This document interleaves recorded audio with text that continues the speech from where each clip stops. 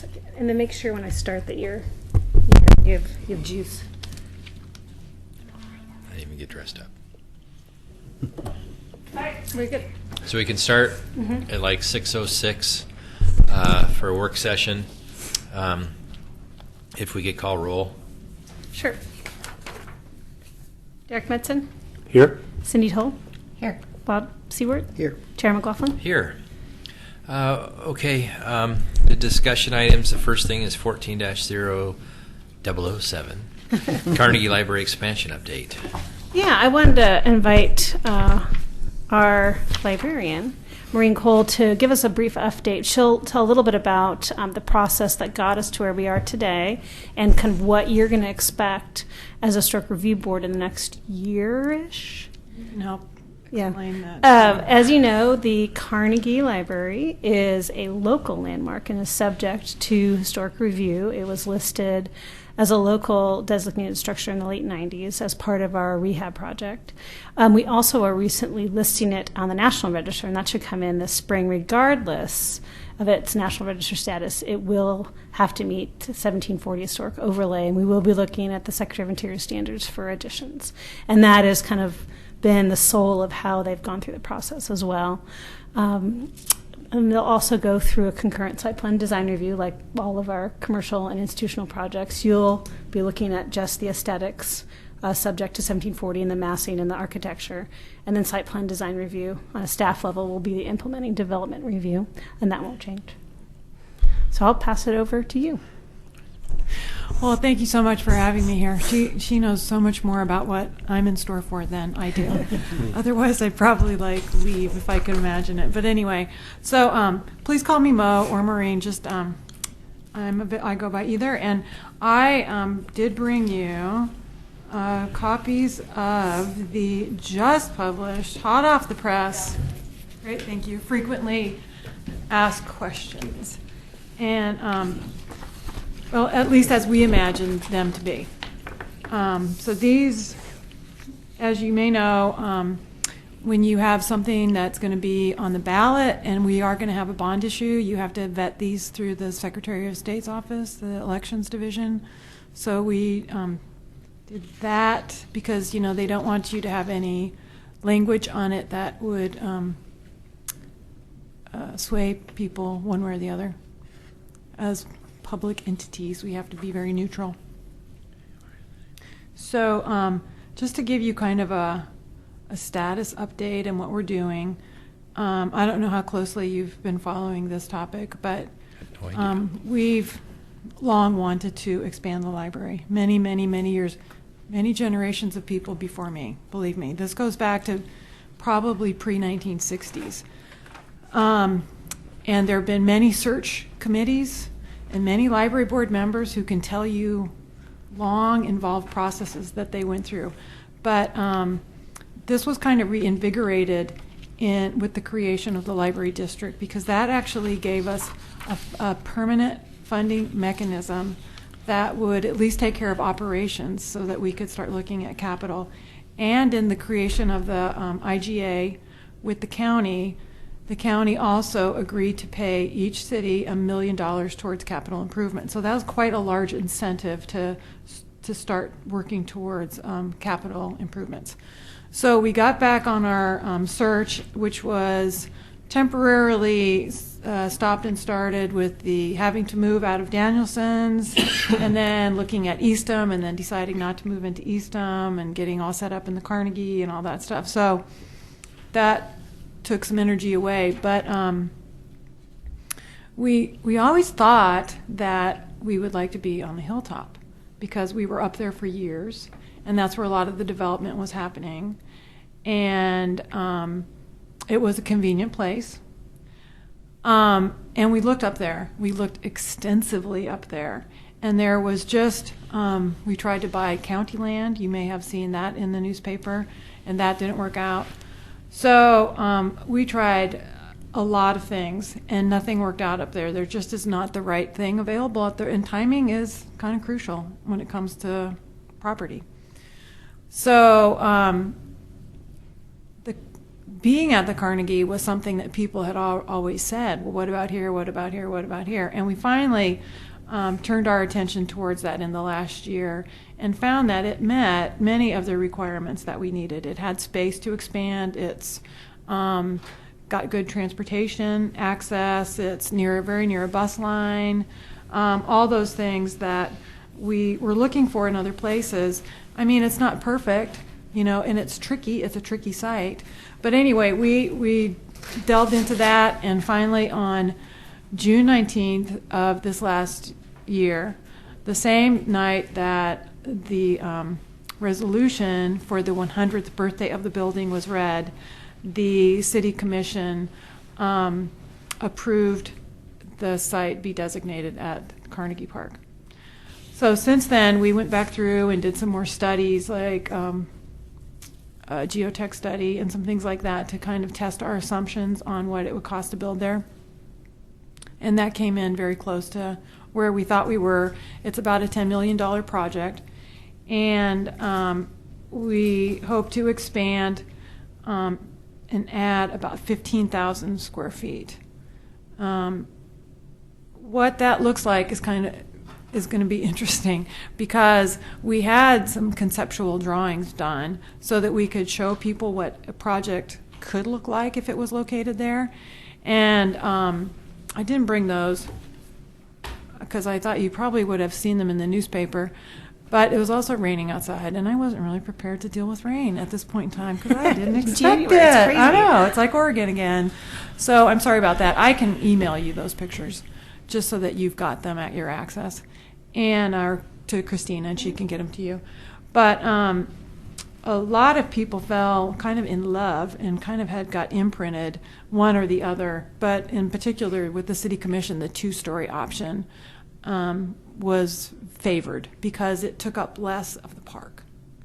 So, and I kind of like that because we already staff 2 stories, so we could do that there, and we would do something different with the basement. The existing basement, may turn it into staff space, so we wouldn't be staffing 3 levels. But we'll figure that out. But I kind of like it because if we had a 2-story, we might be able to do an entrance up on Jefferson Street, and then do some interesting parking things and stuff like 15-minute express parking or whatever. It gives us some options. And so we are proceeding with architect selection, project manager selection, and then construction manager selection. Denise just came in. She was on the architect review committee with me.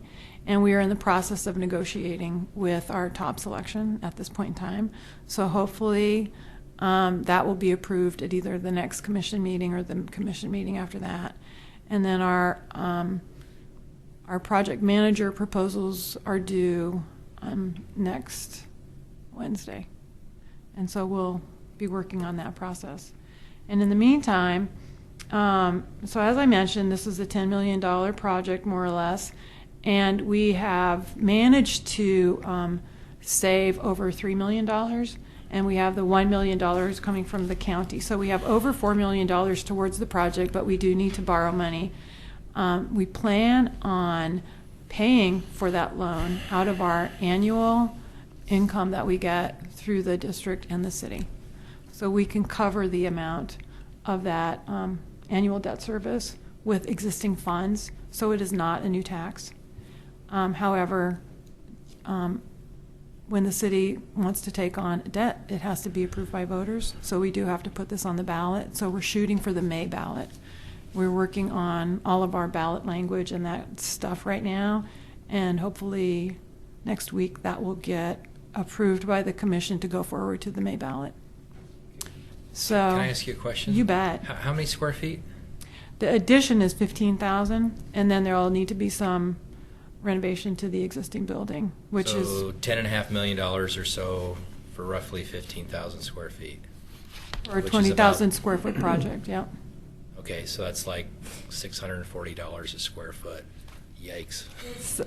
Well, that includes everything. That includes all the soft costs and the construction. So is that most of that addition going to the rear of the building? That's the plan. Yeah. I'm just curious why we haven't seen anything.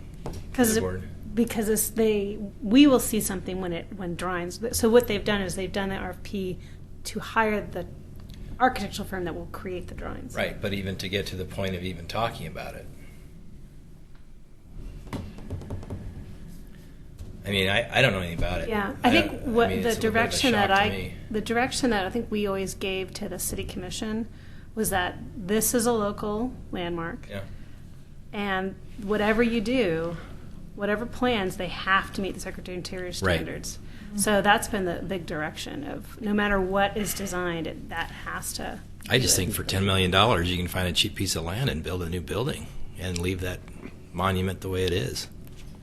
Well, we weren't successful in finding a cheap piece of land. Ooh, And interesting. there are a lot of people that believe that that in addition to the building is, I mean, we can't go back and see what Mr. Carnegie had in his mind, but a lot of people believe that, and I think actually historically he always required that the land be big enough to have an addition added onto it. So I don't see it myself as defacing what's already there, but adding to what's there. And by meeting the historical standards, that would be our goal, of course, is to, you know, and that when we're doing our search for the architect, you know, obviously that's one of our requirements that we had right in the RFP, that they have very good historical experience, as well as with our project manager and our construction manager. So.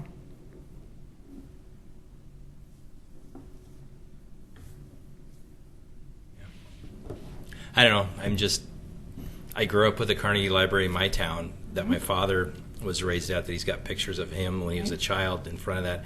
And that plot is the same size, same building in California, and it's been preserved. And the city I grew up in, they've since built a new library. And so it's more of a park kind of thing like it is here. And I don't know, when I think about it, I think anything you do to it's going to detract. Well, you know, a lot of different things have been done throughout the country with the Carnegies, Oh, yeah. and a lot of them have There's been a lot of added onto. You know, we definitely could provide you with, you know, a PowerPoint of a bunch of those drawings, or a You'll bunch of have to those do that. successful buildings. For Yeah. sure, you're going to have to do that Yeah. and do a really good case. 'Cause Okay. from my perspective, just hearing about it, I think it's all great if the city needs a library, but most cities of this size are building libraries or have built libraries, not doing something like this. But it's gotten to a point where you're at Well, this point, so it's like, yeah. you know, all the more power to you. I mean, but there are, like Hood River, Newburgh, McMinnville, there are a number of Carnegies in Oregon that have been added onto Yeah. successfully. And I'd love to see it. So Yeah. you did look for property. We did look for property. What was the? The vacant land that is the right size and is not available for sale. You even tried Eastham School, didn't you? Yeah, we looked at Eastham early on, and the problem with Eastham is that there are so many sheer walls, and just the way it's built, it would cost so much money to like Bring it up. Yeah. Yeah. For sure. And like create open spaces that you typically see in a library, you know, so supervision in a chopped up building, I mean, it would be really hard to make it look on the inside other than a school, you know. Does the school district own that? Yes, the school And district so does own the Eastham. city was going to buy that parcel? Yeah, They that couldn't was- build that on the was- grassy area, they couldn't make that the Well, library? the thing is the school wanted $4 million for that parcel. Mm. So, you know, it would have made more sense but to like, you know, remodel what was there, because it's a 40,000 square foot building. I mean, it would have been in some respects awesome, you know, because it's partway up the hill. We would have worked on some of the traffic stuff at the same time up there. Man, I think buying know. it, tearing down a building, you could still do the same thing. Anyway, We looked into it, and it was going to add up to a lot of money. Yeah. The school is not a library. I have, School is very different than a library. Yeah. oh yeah, I have been following the search committee's process through this, and they've done a pretty good job of looking at different parcels. yeah. A lot of them I've cringed at, but, you know, that's really not a good spot. Right. It's just a large enough piece of land. And they don't have the image in front of them, but Right. I'd say the approach that they're looking at right now has a light touch. Now, what we see come in front of us may be vastly different. Right. That's the biggest But- concern. Sure. Yeah, but we have to let them design it before we can critique that portion. Yeah, and the biggest thing that's going to drive all of it is if you have great support from the neighborhood. Mhm.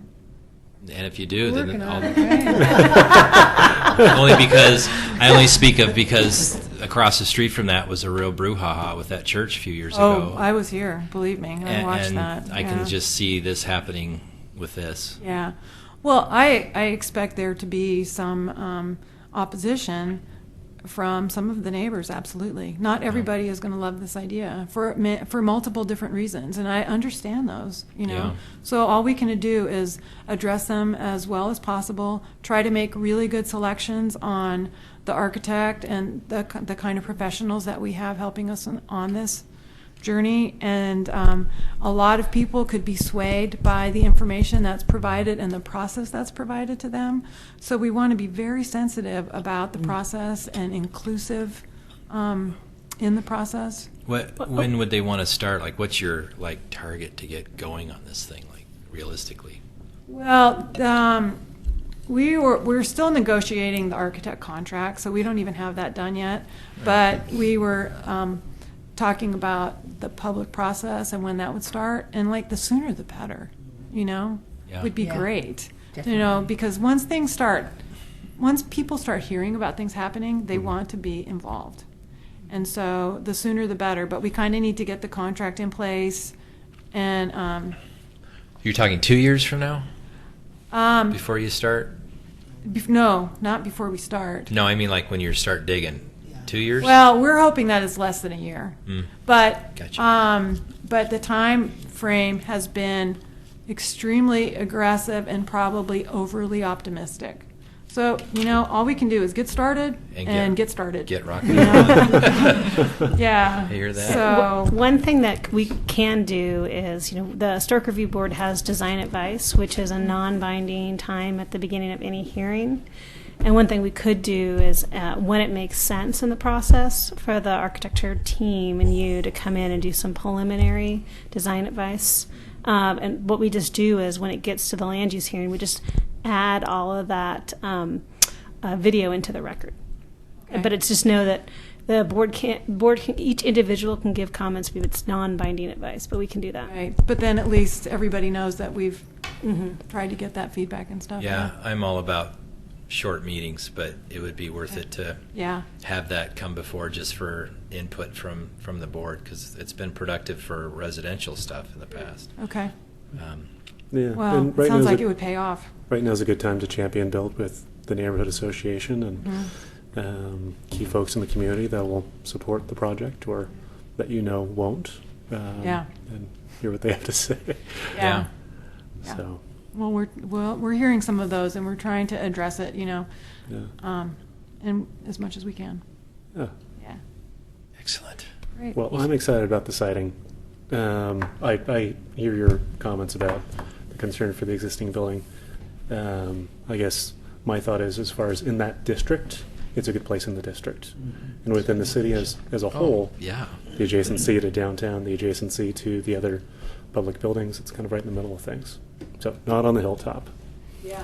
not It's not. close to the expanding areas Right. of town. But I have ideas about how to expand library service out there without creating branches, but Okay. hot spots of sorts. Yeah. You gonna buy a bus? Library bus? No, but I mean, even just drop boxes would be helpful to some people at some times, So I mean, we can do multiple things. That's a great idea. Yeah. Those are already sold. People wanted the steamboat to be turned into a library on the river too, but An old can you pile of imagine? books. It is bad for books. I know. My husband has already found us something like that for our retirement years, though. So, I don't know. Anyway. Well, thank you very much Well, for your thank time. you so That much for is having helpful me. to know, because I Yeah. was not in the know, so Well, I I'm appreciate sorry it. you weren't. So. No, I'm just usually out of it. But, I appreciate it. Thank All right. you. Thank you very much. Yeah. I know where I live. It's Wheatland to you. Okay, our next thing is 14-009, 2000. 2014 Historic Review Board Work Plan. Yeah. So really the meat of tonight's meeting is to go through last year's work plan and then to make recommendations for it to amend it, and then next month, in either February or March, have our official reapproval of the work plan. So nothing really needs to be decided tonight, but I'm looking for a direction of which items, well, we can go through which items we've completed, which items you want to stay on.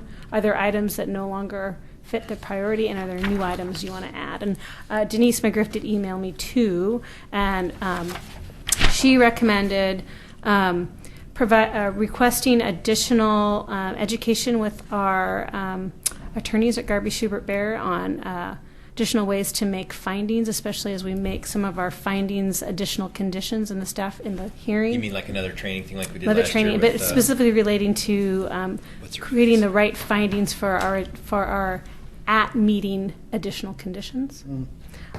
Secondly, using our CLG dollars for our future CLG grant opportunity on additional education at both the historic district for the property owners, mailings, putting in an education packet for property owners. So those were her two, and we can bring up that yearly notification. Yeah.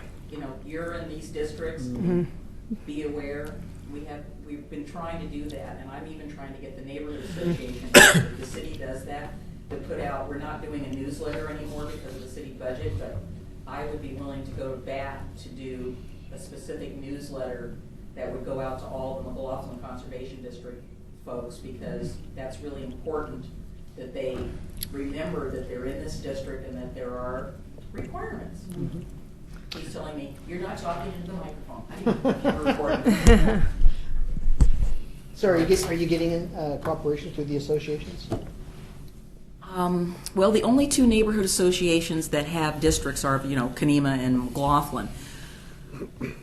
I think, well, let me give you my observation.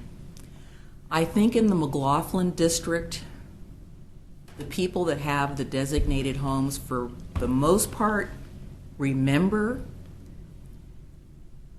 Where I think the issues are with, you know, new construction, or if people want to do, you know, additions to their homes, just that kind of thing, you know, fences. It's the design guideline part where if you're putting on a roof, you can do this. If you're doing, you know, that's kind of carte blanche. And that's on the website. And we do, on a regular basis at our neighborhood meetings, point that out to people and get it in the minutes to say, if you're thinking about doing any of these things, check this. And if you're in compliance, you know, you don't really need to talk to anybody. But not as many things are happening on the weekends like they had been in the past, because, you know, you hear somebody going, you know, and it's not that you know that they're not doing anything, but there's just a lot of buildings where people just are not aware. And I think particularly in Kenema, that's really important. I mean, it seemed like it would be easier in Kenema because it's on the National Register and it's in a smaller area, but people just kind of do whatever they want to do. And I think it's important to get that information out. Even if it's the same information we put out 5 years ago, it doesn't hurt. It just reminds people, by the way, you know, it's probably once a month I get asked by somebody, well, what's that big sign you have coming up Singer Hill? You mean the historic district sign? Yes, we are in a district. Oh, you know, and these are people that have lived in town for a while. And I'm just like, you know, they were either under a rock or somewhere else. So I think it's just important to remind people. And I think in addition, something else that came up today, and I don't want to tell tales out of school, but the city manager gave a very nice overview of the state of the city, so to speak, at a meeting this afternoon. And he was talking about the sign code. And I think that one of the things that we need to remind the business owners who are within this district, and Kenema too, there are sign code requirements that may be changing, but we still have the ones in effect, that they have to comply with that as well. It just adds to the value and the aesthetics of our neighborhood, and we do not want a lot of big lighted signs, because, I mean, you know, if he's not your dentist, why are you going to, you know, you're not going to drive down the street and go, oh my God, I've got to go to the dentist. and you're going to go to that guy. No, people don't pick dentists that way. They get recommendations because everybody's freaked out about dentists. But so just those little things would, I think, help make the the neighborhood, both of those neighborhoods, more livable if there was just regular notification. And I know that costs a lot of money. The postage is not, it's not cheap, but it's worth it. The part of the problem, though, is there's a good percentage of the districts that are rentals. So those mailers that go out, I know they go to homeowners. But we can send it to property They go owners. to property. Yeah, We go to property owners, but for the most part, a lot of those rentals, people, those landlords, it's just not what that's the hard part. Yeah, we have to kind of do what we can, to educate the non-residential property owners that they're also under those same obligations, because you guys are trying to do a good job. One nice thing about how government works is once you create a program and a request for funding, it survives. So it's, do we do the certified local government grant, or do we find a way that just says, this is what it costs every year to mail. We do one mailing a year. It's in our budget every year for historic. This is what we're asking for. And I think we could get it if we just said, this is what we do every year and we need this money and it needs to be budgeted. And we have a good track record here. I mean, we've gotten that grant for years, which is really a testament to. Well, now they're non-competitive, but that sounds. They're not doing it? They're not competitive anymore. Oh, so. But okay. that's Mailers great. are pretty useless unless they're Yeah. reoccurring, where you're in their face Yeah. on a regular basis. Otherwise, they're useless. Right. They So, don't waste the money. what I'd actually recommend maybe not be a certified local government grant, but just basically say, Put it in the budget. just put it in the, Yeah, if you knew what it was and you did it You know, annually, it'd be great. this is just that we do our annual letter and it costs this much and we just have it in our budget every year. And I think we can do Do you know that. what something like that costs? I mean, you've done it before. Well, if we can get it in a, let's see, 50,000, it's probably $1,500, $2,000. So it's one of those where, like, if we just say that's important enough. I mean, one thing we get $5,000 a year now for the rehab grant program, and that's just it. It's just in the budget now, So unless Yeah. people say they don't support it, and we generally have people that support it, I think that's something we can ask again. So that's a good thing I can bring up with the community development director, what they think, but that would be definitely a support from the neighborhood and also the historic review board. And if that's an adopted, not saying that the board needs to decide, but that's something the board wants to adopt, that can be in our goals. That just happens every year. And that works well. I'd be willing to go to bat at the neighborhood association. We're meeting in a few days to talk about goals for next year, and I would definitely recommend, subject to their approval, that we put that in, that we provide whatever support we can. And I think maybe one of the things too, Christina, if I think we meet, our next big general meeting after the March meeting is in May, and maybe have you come and talk a little bit about, not so much use it as a stick, but talk about carrot in terms of you're in the McLaughlin Conservation District, and we send out a specific notice saying, if you own a piece of property that's in the McLaughlin Conservation District, you might want to come to this meeting and hear, get an update on what's going on with We can add preservation and that sort of we thing. can add most likely I would see it would be a pack, whatever, as many papers as you're allowed to put in an envelope before it kicks into the next. Yeah, so whatever that it's the 9-page ounces. limit It's is. by the ounces. So we usually figure that out, and it's X pages, and we just But we could also have cover the that X pages, and you get a available fatty envelope to We can people send it at out. the meeting, so they come, because that mailing, I don't believe does it go to non-designated? Or We does can it- do a query. It depends on money. So we can do a query that says owner occupied plus taxpayers plus non. We can, if you therefore, we can get both. So we can get the residents as well as the property owners who live off the property. The magic We of also want to GIS. let the people who don't live in designated buildings, to let them know that, gee, you're in the conservation district Right. too, and Right. it would be nice if, it just helps everybody's values and property. And we get so many, David was saying at the meeting today that we get so many compliments that people go through, as he said, second level, and they compliment him, saying, gee, what a nice area you have here. People are taking care of their homes and stuff. And, that's a plus. That's a real plus for our community. Because, you know, when they come here, they get to see the real Oregon City. They're not seeing some faux thing. They're seeing, you know, these houses or these buildings that people had lived in the history of our community, and, you know, it's terrific. Seems like a natural opportunity for collaboration between the associations. And we've done it before. When we were putting out a 4-page newsletter, we always included when we did it. We just got the insert in there, and then it went out. Not only did it go out to the designated property owners, but it went out to everybody that's in the McLaughlin neighborhood, which is, you know, that. And even though we got some back that were rentals or whatever, but we tried to cull the list, and the GIS folks have been so helpful. So, you know, everybody got it. They may not have read it, but they did get it. And our neighborhood is a little larger than the conservation district, but it didn't hurt for the other people to be aware. Well, and we can get the actual, if we mail it, we can get the actual conservation district and the boundary. boundary. Yeah. So if possible, I'd like to go through, thank you, Denise. Thank I'd you. like to go Thanks. through each of the items and just give you an update. And then maybe when we're done, to kind of go around the group and you kind of say what of these items you want to keep as a high priority, what ones lower priority, and what new ones do you want to add? Do you have an extra pen? Yes, I do. Oh.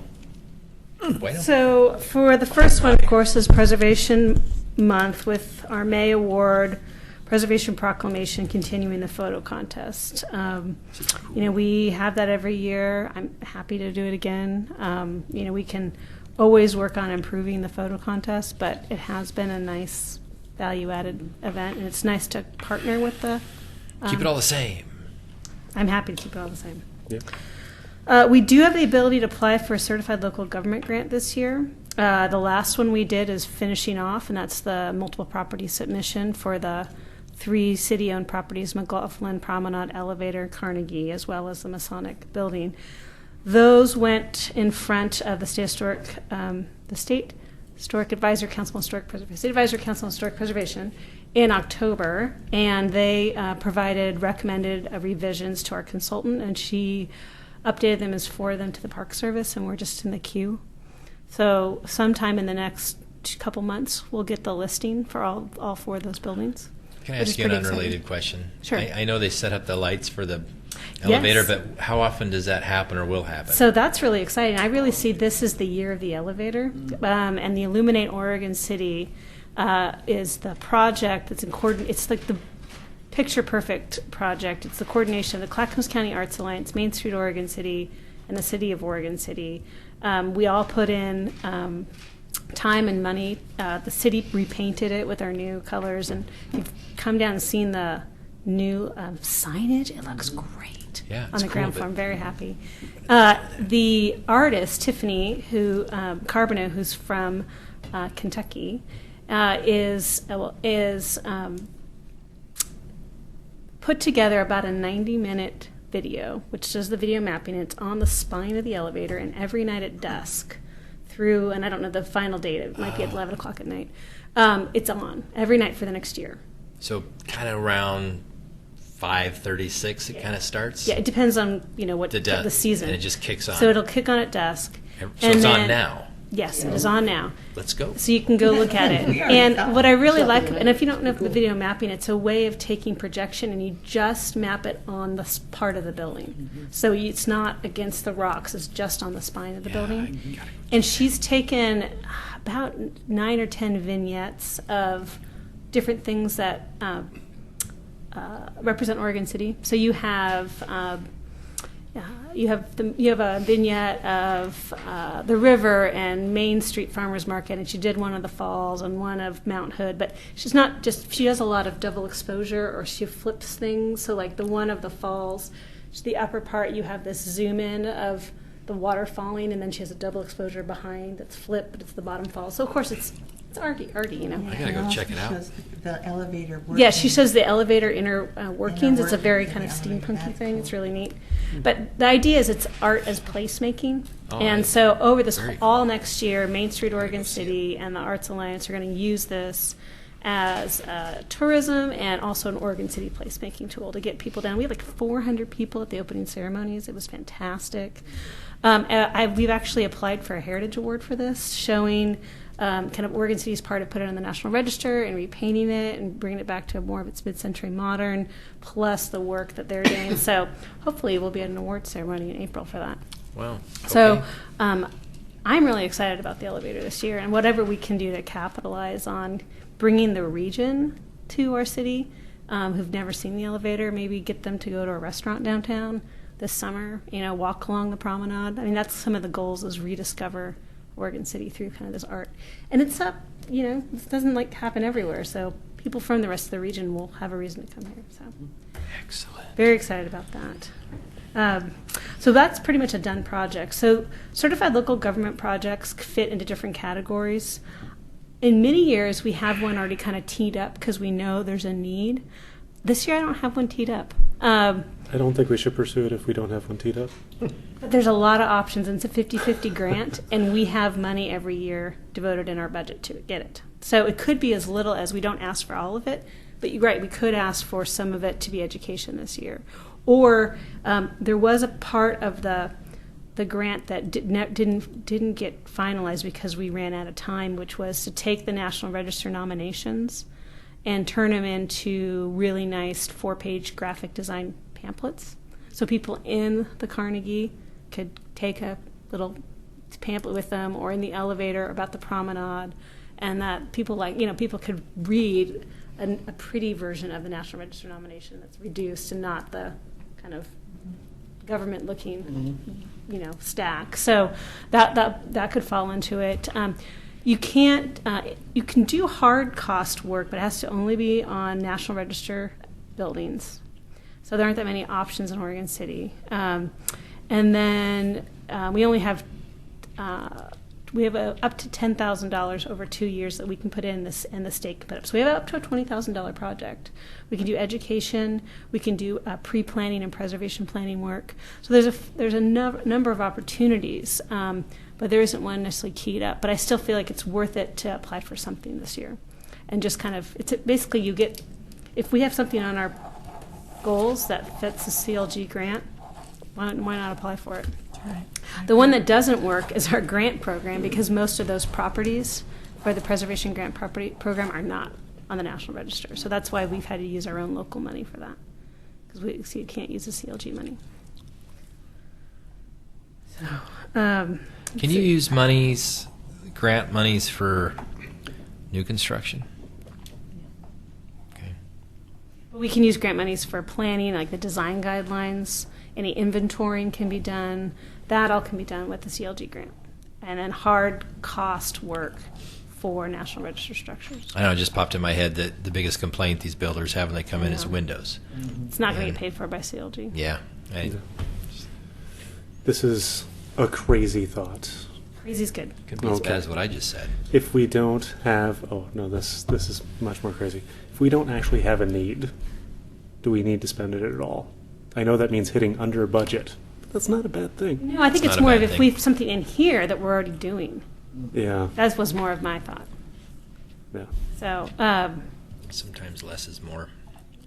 the other thing that we could do, there's work happening with the Willamette Falls project. Mhm. And even though that's a big piece, sometimes there might be a little historic part of it that could be potentially helped pay for by the CLG money. So there may be ability to do additional historic analysis on the site, or put together a user-friendly kind of layers of history product for the public to better understand that site. So that could be paid partially by the CLG. So that is one kind of out there that we could work on. There's a lot of projects on the mill site that can happen in a parallel process regardless of anything that's happening at any one time.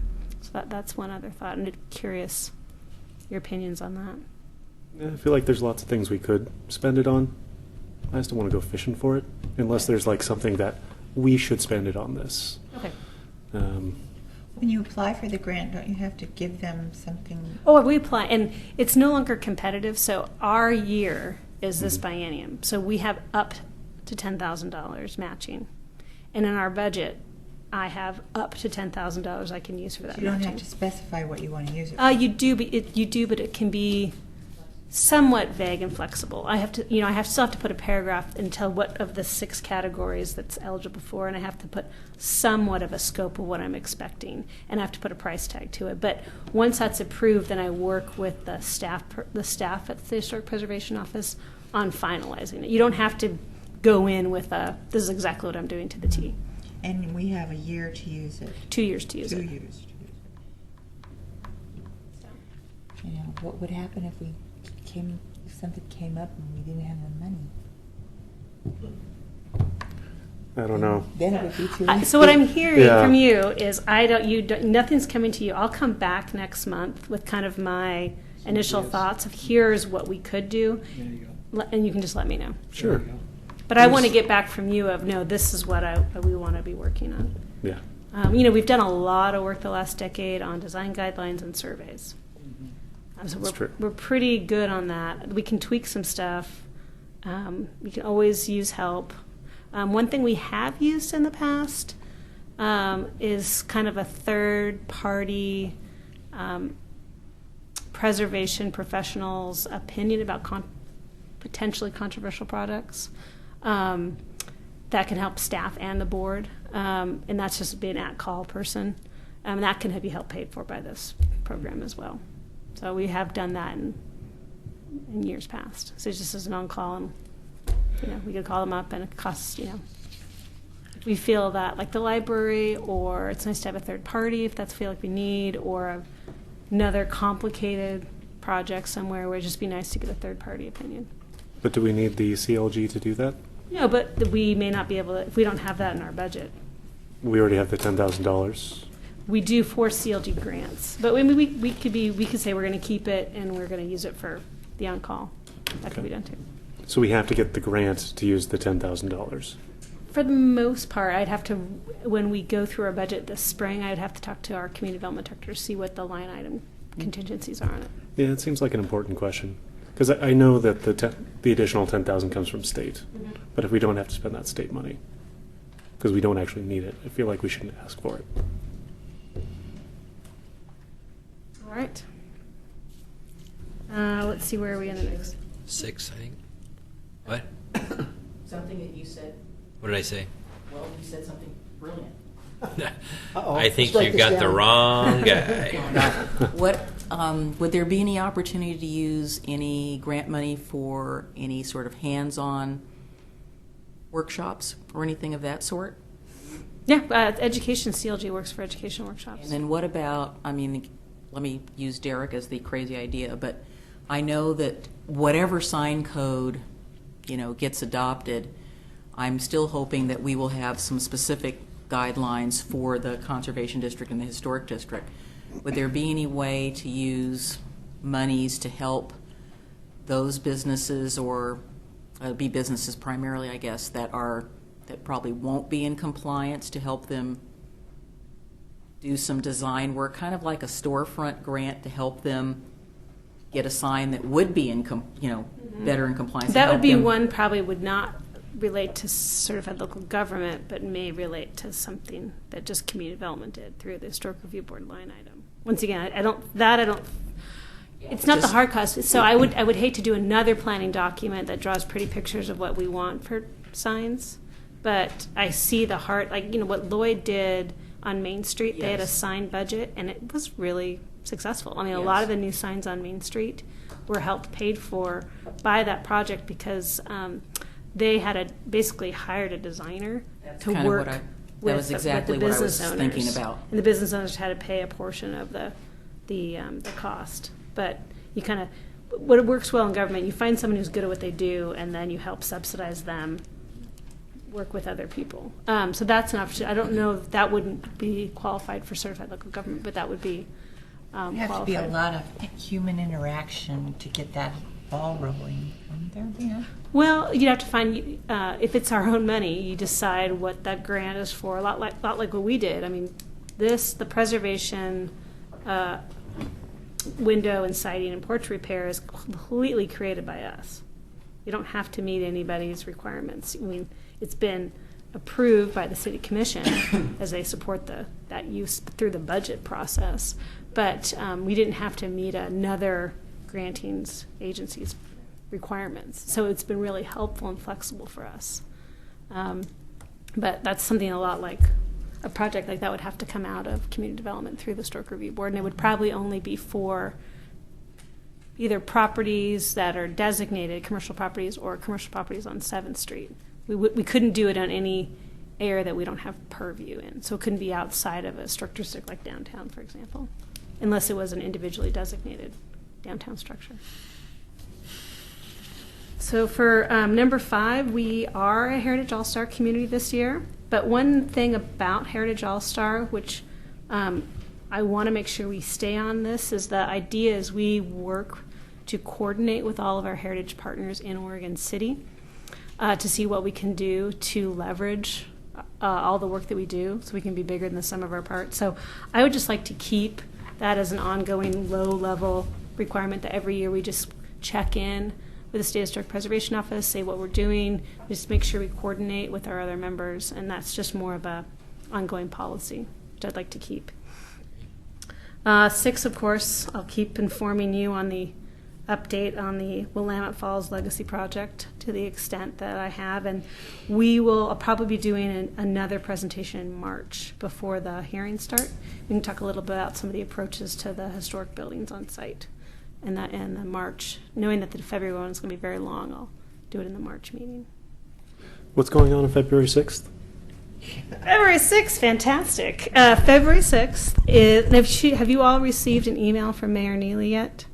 No, I don't know. It was at Willamette Falls Yeah. What is it? that I got it from. We are cordially inviting all of you to the Keene headquarters, which is located on 13th and Gleason in downtown Portland, for a big Willamette Falls champion building and celebration event, which is really the culmination of this 8-month visioning process and moving forward to the next phase of champion building, which is to move forward for the approval of the master plan and rezoning, but also we're already moving forward and figuring out how we're going to fund the first phase of public access. So Onto that site? Onto that site. Nobody owns? No, the bankruptcy trustee knows, and I hopefully... mean, the bankruptcy does, but nobody else. Hopefully, I mean- in 4 days, we'll have Langley Investments signing their contract, so we're really hoping that will happen. No, we're really moving forward to how quickly can we get in public access. And I'm not talking about just tours. I'm talking about structured esplanade public access along the Willamette. How quickly can we get that funded and built? And so one of the other goals for this event is how do we get as many people as possible to be there, surrounded by all the elected officials in the region. How do we get a mass of champions lined up so we can really push not only for the approval, which needs to happen, we need to rezone the property and have the master plan in place, the framework big picture plan, but also move forward to show there is a breadth of support across the region and a depth of support for moving forward with the interim or for first phase of public access. And the more champions we can grow this year, I think the more money we'll get for public access. Instead of phase 1, hopefully we can get phase 1 and 2, or maybe phase 1, 2, and 3, all in one big, giant chunk. We know that we need to keep momentum moving on this project. As you can imagine, the property values, we know the property values aren't there today, but we also know that in order to get the private sector brought in and to put money on the table and start investing, we need to show that we're serious about moving forward to create this public access, because that is what's going to give them value to their land that they want to develop.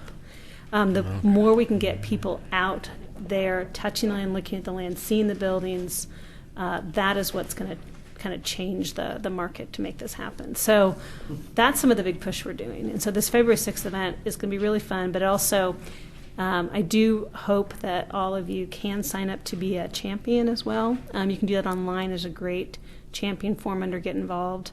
Put your name down, say things you're willing to do. This spring, you are an advisory body. This is not going to come in front of you. You're not a regulatory body for this project. You're advisory body like the Parks and Rec and Transportation Advisory, and we're going to kind of ask for your comments as we move forward, but you're in no conflict of interest at this point. That's my next question. Yeah. next one? So 7 is the really hard one because I have not had any time to work on it. So I apologize about trying to work on updating the website. But I did want to give Just you. keep it going. I did want to give you an insight that something cool may happen. I've been working with Chris Dunlap in our GIS department, and they had some extra money in some of the project that they were able to get design help from the firm that has created our GIS maps, mapping program. And Chris is looking at using that to potentially have historic resources as well as all the surveys we've done, even including the big citywide survey and all the existing surveys, being able to be accessible in an online separate GIS map with all the photos and even background history. And hopefully it's beautiful and public accessible and not wonky. The goal is it's beautiful, and then if you click a couple more frames, you can get to the wonky stuff. So I'm learning. I've had 2 phone calls, and we're moving forward. So that's a really exciting project, and that may take over some of the existing problems with our existing website. So I still want to keep on working on it, but I wanted to let you know, and I'll know more by next month if that makes sense. And I'd love to have a beautiful historic map that we can load general Oregon City history as well as all of this documents that we have for at home. So that'd be nice. Painter Preservation had some recommendations for the overlay district. I can tell you this spring, probably not going to have any time for it, maybe in the fall, to have a preliminary review to see, if there's anything we do want to look at for code amendments in the long term. We generally do city code updates every couple of years. We're going to do one this spring, so if there's a quick one that I see that needs to be done, I can bring it to the Historic Review Board to comment on, so we can throw into a larger citywide approval process that we may be going through this summer. But I don't know. I definitely know I don't have time to kind of take an in-depth analysis of our existing code. Maybe with the window workshop for repair specialists, that's still a future work session. I don't see that that's yielding anything. Have you gotten a lot of feedback from that it's yielding anything? That would be them coming to you and kind of explaining more about how they repair. It would be a hands-on ask. Yeah, I was wondering if you do revise this website to be, maybe you could revise it to be interactive, to where you could have some kind of a page that you could go to watch certain techniques being done. And Like a YouTube thing? Yeah. something like that. Well, they're actually, and that's good. We do have a window repair page, and it's been a bit of a clearinghouse of information. Kind of actually probably too much information on window repair. Mm-hmm. But that's how do you kind of, once again, have the first touch be really big picture, and then you kind of dig deeper for all the extra stuff. And that's the one problem with our website, is just kind of, it's all thrown Right. up there together. But I'm fine keeping it on as a future to-do list, as bringing it down. Sounds good. Do we have discussion with the building division on education issues? I'd love the idea. Right now we have no building official, so Where's Scott? Scott is now the building official of Lane County, Of Lane. Lane Mhm. County? Mhm. Down south? down south. In Eugene. That's funny. He called me a few months ago and said, "Hey, can I put your name for a reference?" I said, "What for?" I said, "Why would you leave?" So he left. He's gone. Yep, yep. Hey, thanks for telling me, Scott.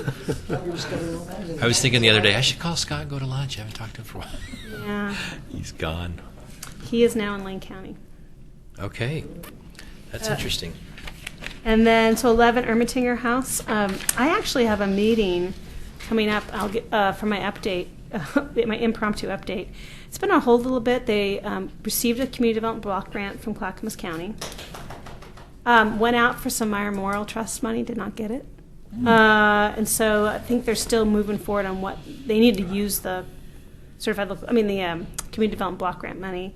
Denise Kai and Scott Archer at our Parks Community Services Department are really in charge. I kind of play the historic helper hand. Maya Foti, if you remember, who did the work, who was just phenomenal, has been kind of retained to kind of help guide them on the process to go through the RFP. Because it's county money, the county kind of has to be in charge of the process a little more than we're used to at the city. We got some dispensation from the county this fall through a formal process with community development block grants. So I think Denise Kai and our Oregon City office, along with Maya Foti's help and myself, will be kind of working on the RFP for the contractor for the project. And the meeting was rescheduled last week for illnesses, so I will learn more. But the goal is to have it moving forward this year. So I think we're still on target until I let you know. And then, of course, we always have policy discussions to be determined. Maybe going around, is there a thing that either you want to add or you feel needs to be bumped up to higher importance as we move through? And this is not, we put out a 2-year goal just so we know that not everything is going to be accomplished in 1 year. So, this year will be the 214 to 216 planning goals. When does your budget period start? July 1. Meetings that don't go so long. Try. I can really try. I'm trying, but next month doesn't sound fun. Super. That's just how it rolls sometimes. Yeah. So I don't think we should be discussing this next month. We're not going to have time. No, well, we can do a 6 to 7 because the hearings are always scheduled at 7. Yeah. So we can do a quick. Boy, having 3 on one night, that's a long night. It's going to be, especially if we start at 6. Especially with Kenema, and you know how that goes. So what we're going to do is probably from 6 to 6:30. We'll do this quickly to kind of give you, if you're ready to vote that night. If not, we can vote in March. And then we'll break and have a nice dinner and get everyone kind of ready Get for 7 rocking and o'clock. rolling. Can I make a suggestion? Mm-hmm. Move item 5 to item 1. Let's clump the All-Star community into the preservation month so we can check in every year. That way we're not dedicating a whole work session, perhaps. Mm-hmm. That's a good idea. All 3 of those next month are public hearings, right? I really like that idea. I only say the good ones. You're so special. That's why he's on You get one a month. That's my good one. Awesome. Hey, do you have anything to add? Well, I was going to suggest that we put these sash limiters education in with the window workshops, but I don't. That's more of a code It's thing. more That's of a in code thing, building. and it's more of a. Yeah. So I think it's fine where it is. Oh, when you are doing replacement of windows, but as part of a building permit, they actually trigger you to do the sash limiters. So, you don't need the building permit in a normal way, but if it's part of a larger rehab, and Cindy got caught with that with her addition, just because city code is if we're out there, you're meeting all the code, regardless of if any particular thing would have been I triggered adhere for to it. like historic stuff. It kind of conflicts a little. Sometimes it does. Yeah. No, it's all good. Is there an exemption to that for dispensation? Sorry? I said, is there an exemption? Let me talk to the new Never. building official when he comes. Only He or if she it's- comes. If it's not, if I don't it's have an not answer for you right now. on the second floor, then it's exempted. But if you're, if it's, a child can fall out Fall of out the of the window. window, yes. Yeah. I don't know. It just. The biggest crutch about all this is like new construction and the stress it creates and how they're in it for money. We're trying to make it right. How do you give them an incentive to make it even more right? That's why I brought up could there, I don't know. That was just a goal of some. I don't know. I mean, the people come in and want to have windows or something like that or an addition. They seem to be a little bit more sensitive to it. Builders, they don't give a rip. They're just looking to what's the cheapest I can do it per square foot instead of how do I enhance the neighborhood. And I don't know how you get them to be on. I don't know. Well, you I don't know what I'm have saying. to worry about No, that. and we went a long way in creating our new design guidelines. Well, and from all where that's we were. great. But It's just you're they're- right, the next part is kind of that thing with the sign. It's like, do we get into a place where we offer Right. an app an on-call designer. Well, think about it. that They we come pay here, for. like that one dude with the 3 houses or whatever. He basically came and got design advice for free to try and expedite whatever he did, and he kind of relinquished and, but, and I'm all about that if it makes things go quicker, but, I would prefer them to do that because because it makes them. No, but you can't. But- I know. But that's what Main Streets are really good at doing, is in cities, is you create an on-call contract of 5 firms that, submit, and we have a budget, and we say, we'll help pay for, this person to look at our code and understanding and give design advice to projects.